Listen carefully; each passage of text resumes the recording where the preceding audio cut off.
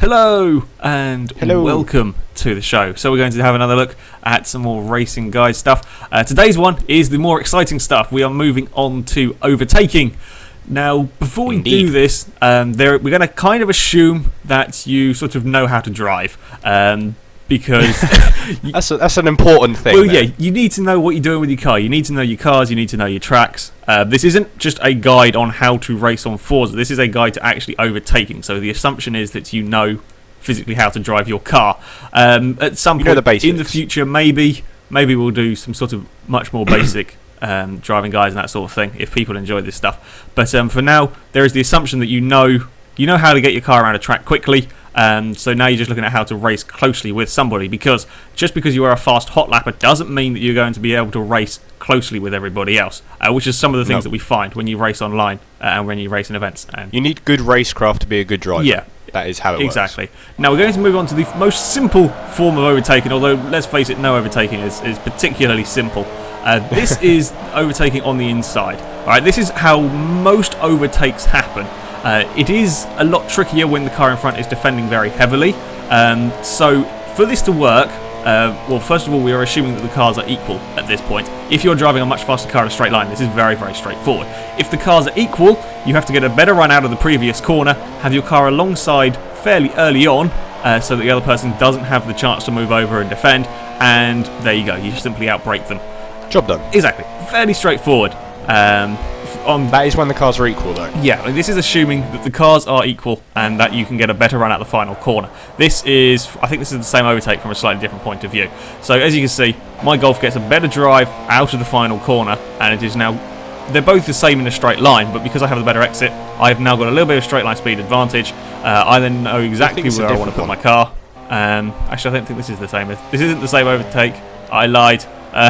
This is a different one. It's so confusing because we did loads of overtaking here. In that attempt, actually, I didn't quite get far enough alongside, but we gave each other space. That's another very important thing, and later managed to get the pass done further down the road. That is a very imperative thing that I will give advice to any driver. You need to give the person around you space, because they're going to try and do the same thing, and sometimes it doesn't work. If you turn in on somebody, especially if you're the car in front and you turn in on somebody who's not quite exactly alongside you, they clip the back of your car, you are going to come off worse. You are going to end up facing the wrong way if you're in a rear-wheel drive car. If you're in a front-wheel drive or four-wheel drive, you may get away with it, but you're still both going to take damage. So it's not going to end well for you. So it is kind of imperative that you give each other space. Also, just because a car is on the inside doesn't mean they're necessarily going to get past you. As you saw in one of those clips, Daniel was on the inside of me, but because I had a better line through the corner, I could drive straight around the outside. So it is possible to stay on the outside and keep the position. Again, we have another example coming into the first corner. Daniel again trying to go all the way around the outside, and it's worked. Just because you're on the inside line doesn't necessarily mean you are guaranteed to get the position. So if you're on the outside, you don't have to squeeze them into the wall to keep your position. You give them enough space, you may well still be able to retain your position. I think that really is very, very important. That's the problem with a lot of people when they race. Especially, it does help. I mean, this is from our Golf GTI Championship. This is equal cars.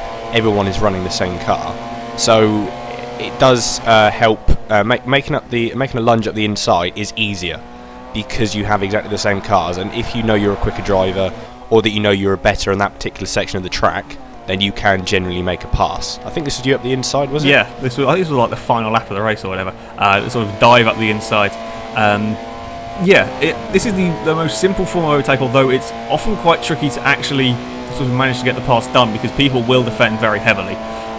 This time here, the guy doesn't actually go particularly defensive. I think he was expecting me to outbrake myself and try to kind of get a little bit of a cutback going on, but it didn't quite work out like that.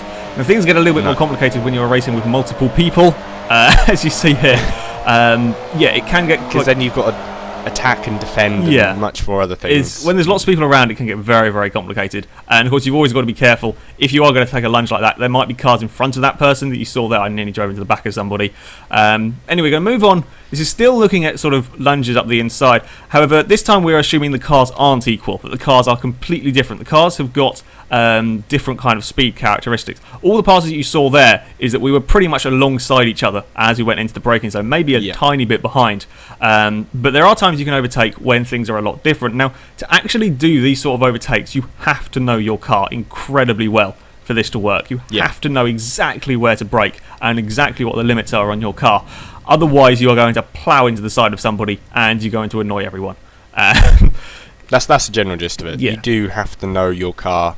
I think if you don't know your car, you need to know your car to a certain level. You don't need to know everything about it. And so this is an online race, isn't it? Yeah, this is just an online race. We're kind of just messing about with some cars. I was testing my Stingray for the versus the community race. So yeah, to actually do lunges from this far back, you really need to know where the braking points are in your car. Unfortunately, this one goes a little bit wrong as I managed to lose control on the curb and clatter into the side of Daniel. So my bad on that one. That was a pass. It was until the overtake was fine. It was just that one problem with this sort of overtake is that the Lotus is very good on the brakes, so you can see how far back he comes. But you are susceptible to a cutback as it happens. It went all wrong for me. Or a crash. Yeah, that was it is the problem with when you're testing out a car. I just clattered the curb too much and lost it. So sorry about that. Accidents happen. Oh dear. Yes, they do. Rubbing is racing. At the end of the day, it does happen. Anyway, this one here is a much better example, much cleaner pass. So I am I'm chasing. I think it's an IGO. Interesting race, this one. As you go into the braking zone, we actually brake at the same point, but he has much better brakes than I do. So he braked far too early, and I managed to fire my car up the inside and managed to get it stopped. Now, yeah, the real critical thing about this is to know where your limits are when you try something like this. If you normally brake at the 150 metre board for a corner, and then you try to brake at the 100 metre board when you go to overtake somebody, you're going to have a crash because your car's not suddenly going to stop. It's not going to work. Yeah, your car's not going to stop 50 metres quicker.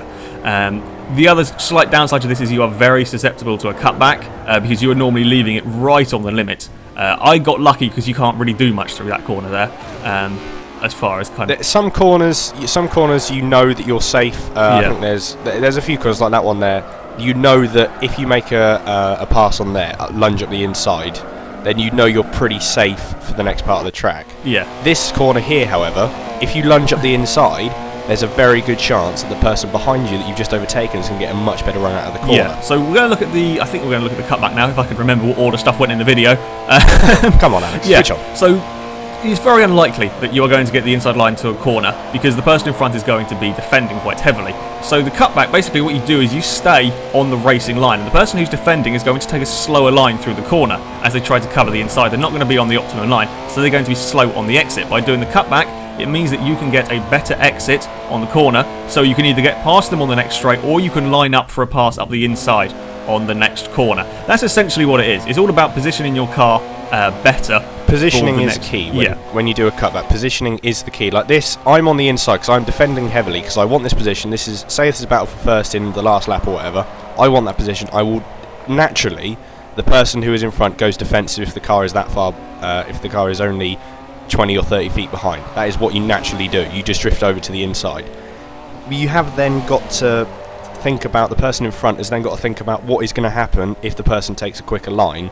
So then you're getting into the fact that, do I need to defend for the next corner as well? Yeah. I didn't, and I just ran wide like a normal line. I got a slower line, Alex got a faster line, and just went up the inside. Remember, these are equal cars, so yeah. Again, when you have different cars, things work very, very differently. Yes, they do. In all of this, if you have a faster car in a straight line, if you try the cutback, then you can kind of beat them down the straight. Whereas for these cars that are all the same, it's all about positioning your car for the inside for the next corner. So this one here, we have a guy who tries to do two cutbacks. First one didn't quite work. Sort of got a little bit too much of the curb and ended up sort of slowing himself on the exit. But again, by taking a better line through the final corner, now you've got a better acceleration onto the straight. And when you've got cars like this that are so similar, so evenly matched, getting that slightly better drive out of the corner will make a really big difference. So now he's on the inside. Now he's where he wants to be for the next corner. going around the outside of the first corner at Silverstone is pretty damn tricky. Yeah, it's not really going to work if you. That's another thing. You need to know your limits if you're on the outside and trying to go for an overtake. Again, it's otherwise it'll understeer and oversteer, and many things will happen. Yeah, again, it's very important to know what your car will do when you're trying to race this closely. Again, this is me. I was trying to go defensive, just ran a little bit too wide, and there you go. Yeah, fairly simple. Well, I say fairly simple. It's my favourite of the overtakes is doing the cutback on somebody. Now we move on to the final. This is probably the trickiest of the lot as I go all wrong through the final corner. Siberian. This is driving right around the outside of somebody. There's only two ways to get past somebody. You can either go the inside or the outside. Driving around the outside is not easy to do. It generally requires you to have a car with better grip. Doing this in equal cars is really tricky. It generally requires you to have a better grip or take a better line. So here we go up to the first corner, Iberian, and just about got around there. And then we're sort of running down towards the bomb hole section, and I've just about got the better line through that bit and can hold the position. Now really to do this, you have to take the better line through the corner. So the car on the inside kind of ends up having to get squeezed a little bit. As you saw there, you really need to be able to give each other space to do this, because it's so easy to turn in on somebody and push them on the grass, or if you're on the inside, to sort of run wide and push the car on the outside. I thought I was actually getting closer to you there than I was. You see that I suddenly sort of twitched in mid-corner to change angle. And again, this is all about getting the slightly better line. So I've got a slightly better drive on the exit, and then you can make the pass stick. It's really tough doing that. That's not an easy pass to do. No, around the outside, I think this more happens in this sort of overtaking. This normally happens when you're in like a spec series championship. If you're in a proper championship with people that have signed up and race, generally they know more. They know a good driving etiquette and good racecraft because they've signed up for something. Yeah.